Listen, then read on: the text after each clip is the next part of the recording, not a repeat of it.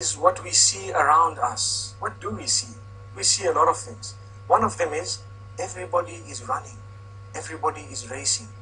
Racing to do what? Racing to get more, to have the latest, to have everything the others have and even more and better, and to see who has the best and so on. This is more like a rat race, the race behind materialism. If we are to run behind materialism, materialism has no end. A lot of the times, the example that people give is that of the mobile phone.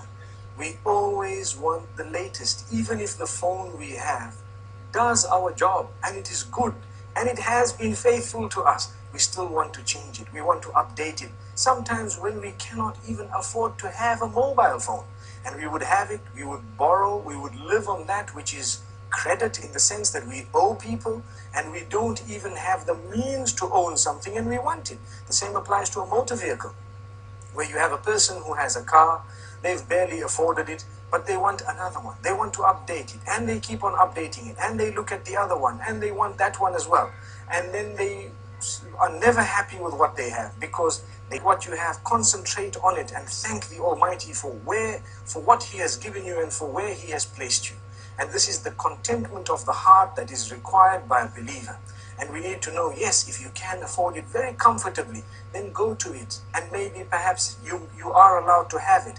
But what you do need to understand, and I do need to understand as well, is that I need to tailor-make my life according to my budget. What I have is the budget.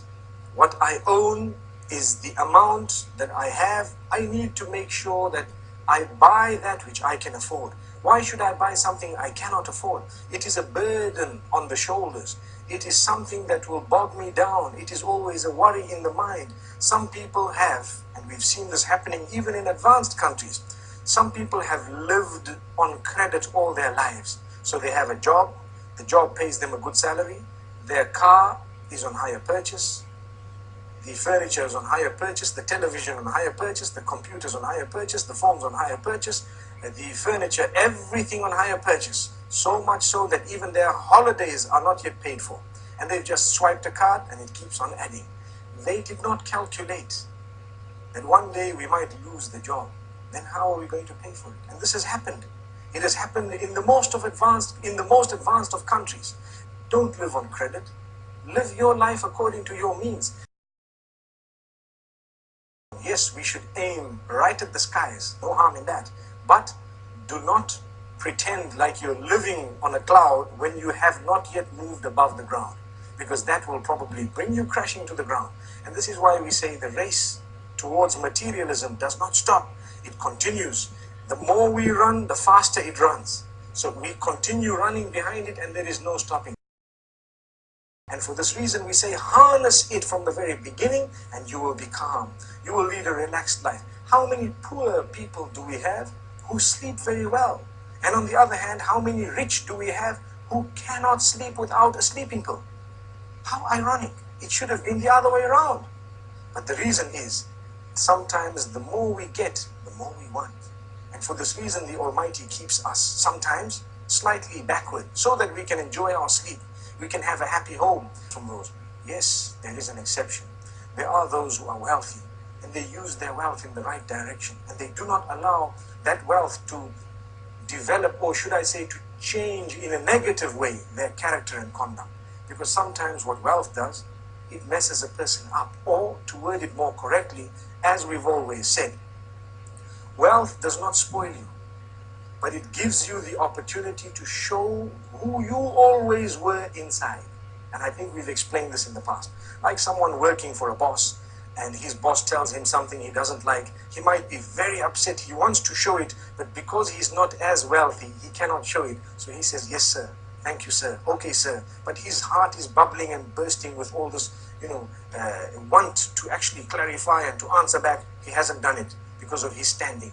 The minute he gets wealth, the wealth did not spoil him, but it gives him a chance to answer back and say, who do you think you are? If you have, we have as well. And for this reason we say, we need to have the best character and conduct prior to when we've had wealth, whilst we have the wealth, and even after it's gone. And when we remain humble, we won't suffer depression if we suffer a loss.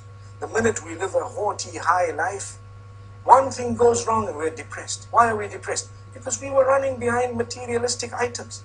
And we wanted to live a life that was compared to those higher than us rather than those lower than us. And for this reason we say it is best for us to look at those lower than us so that we can appreciate the gifts of the Almighty upon us. Like we always say, if you don't have shoes, look at those without feet. And you will realize, at least I've got my feet, I might not have shoes. And this is just one example. In this way, there are so many examples.